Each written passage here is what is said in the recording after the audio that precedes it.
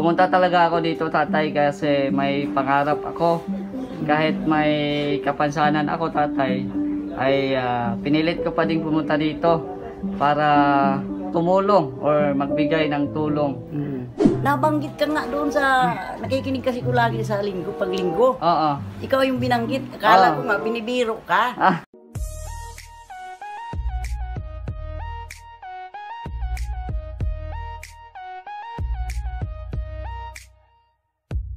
Ayan, isang mapagpalang araw po sa ating lahat, mga kalingap. So ngayon, bibisitahin natin si Tatay Efren.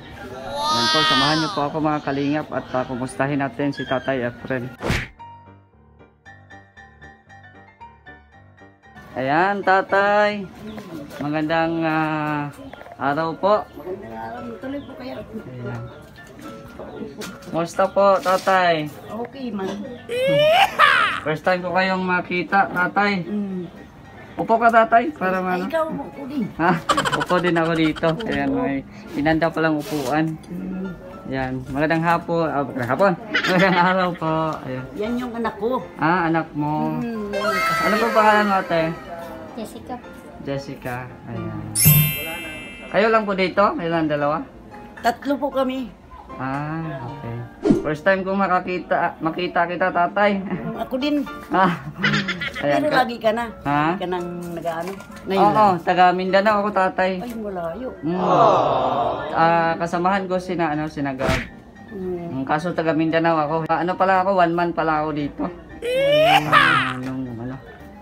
Nung last month pa ako dito. Dito ako na destino. Pumunta talaga ako dito, tatay, kasi may pangarap ako. Kahit may kapansanan ako, tatay, ay pinilit ko pa din pumunta dito para tumulong or magbigay ng tulong. Ayan, mga kasamahan ko, sina Gabisera, yung mga nandito, yung mga nagbablog sa inyo po. Yan, mga kasamahan ko po yun.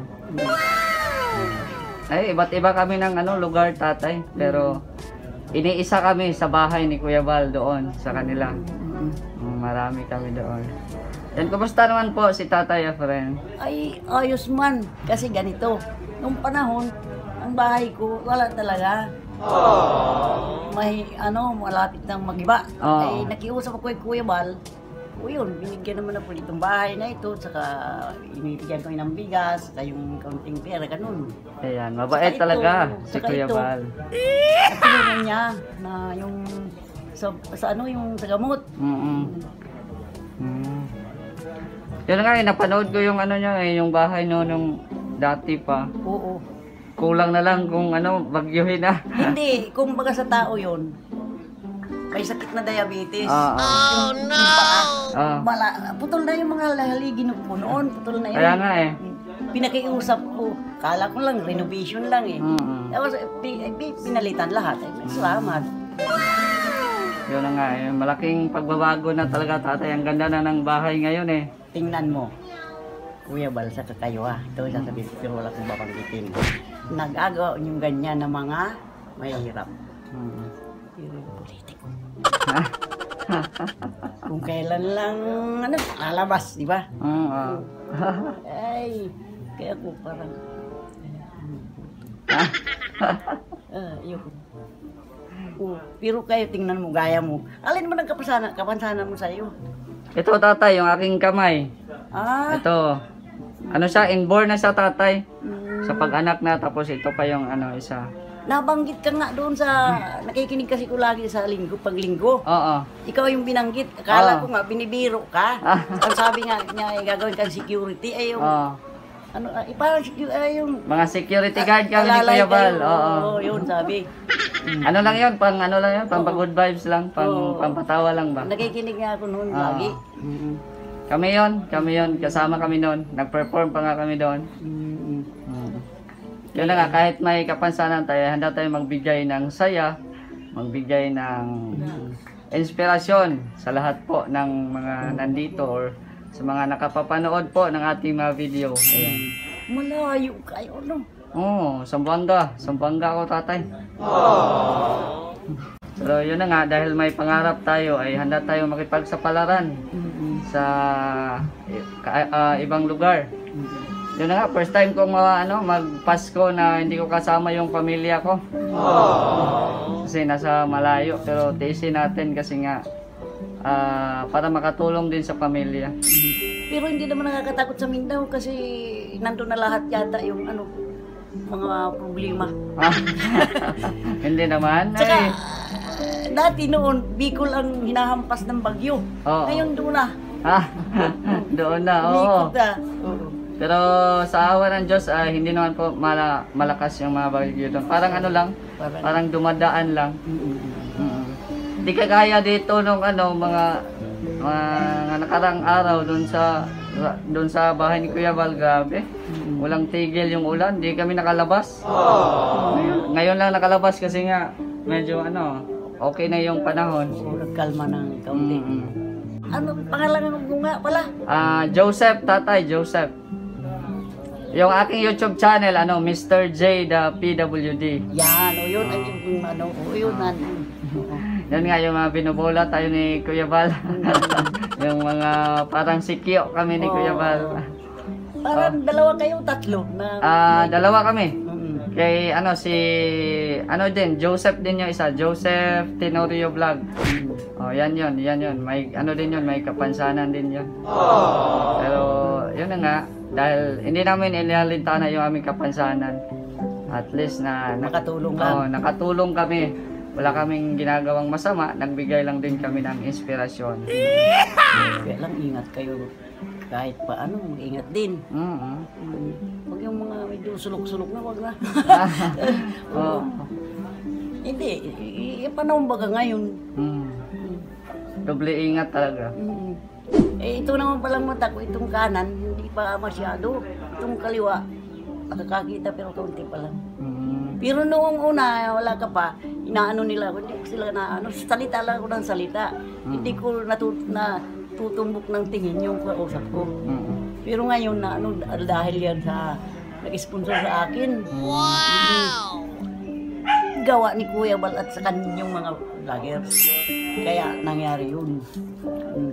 Ang akin naman tatay, yung aking mata, yung aking itim, yung aking left side, dito din nakatingin.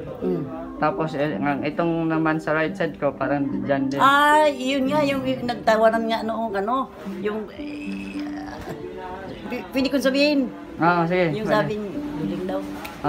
Ay, hindi. Wala namang ang ganun para wala naman. Basta sa tingin lang tao lang yun. Pero yung tingin normal. Oo, normal. Normal yun. Hindi yun,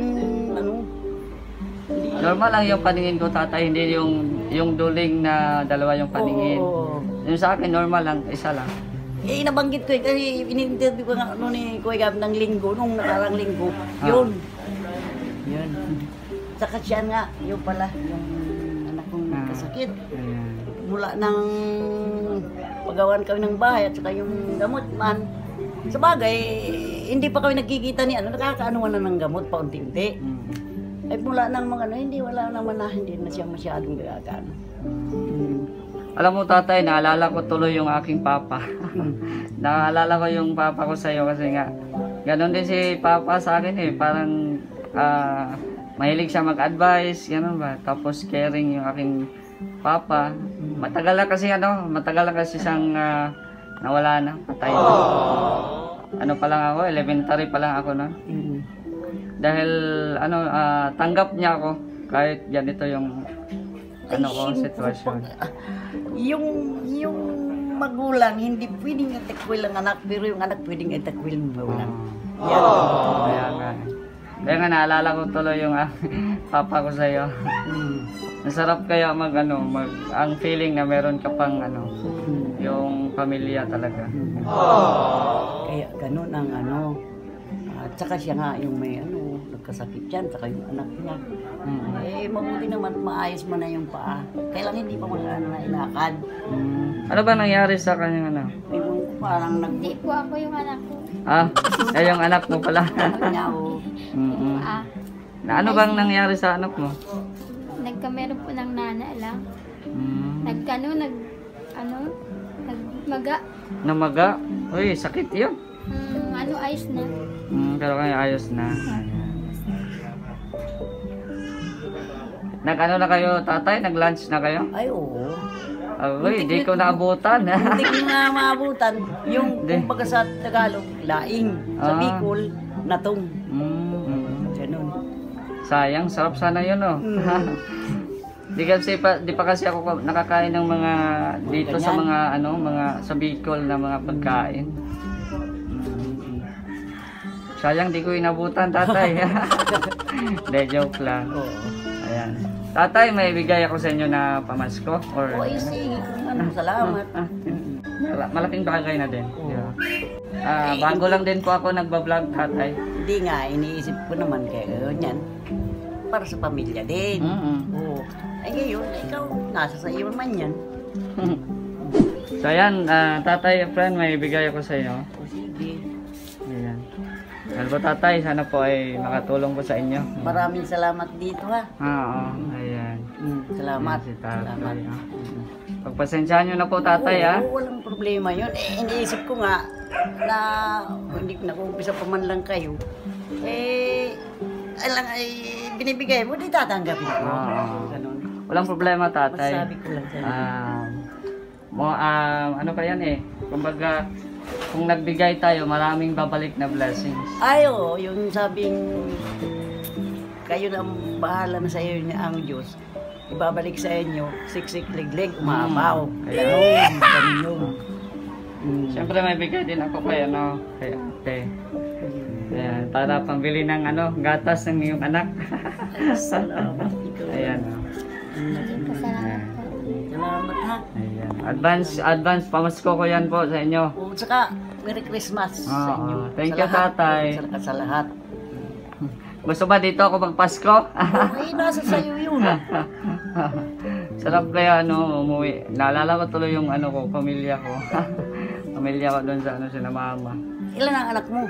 Ay wala pa, single pa ako. Single ka. Yung mga kapamilya ko doon, sina mama, ayan. Na ano ko tuloy. First time ko kasi mawalay doon. Na nag-alala din yun eh kasi nga may kapansanan ako. Nag-alala din yun sa akin. Ako nga, normal na kung mag-aalala kasi kaya sabi ko, doon sa mga hindi ka na makakatakbo, huwag na punta ron. Kaya nga Hindi eh. naman sa pero may kasamahan ka naman Oo, may.